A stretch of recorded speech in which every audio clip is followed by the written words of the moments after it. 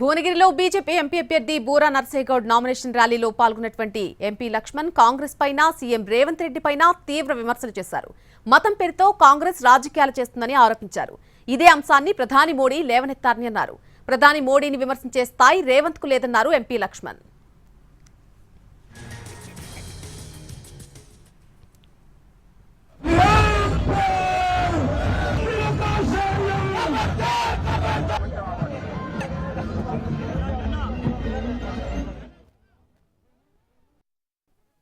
చెప్పింది ఈ కాంగ్రెస్ పార్టీకి బీజేపీని మోదీని విమర్శించేటువంటి ఏమాత్రం కూడా అవకాశం లేకపోతే మీరు మతం పేరు మీద రాజకీయాలు చేస్తున్నారని చెప్పి మోదీ గారు కాంగ్రెస్ పార్టీని విమర్శిస్తే ఇవాళ రేవంత్ రెడ్డి ఎగిరిగిరి పడతా ఉన్నాడు. ఇవాళ మోదీని విమర్శించే స్థాయి నీకు ఎదిగిందా? ఇవాళ మీరు మతం పేరు మీద రాజకీయాలు చేయడం వాస్తవం కాదని చెప్తున్నాడు. వాళ్ళు ఉగ్రవాదానికి కూడా మతం రంగు పూలిపి ఏ రకంగా రాజకీయాలు చేస్తున్నారు.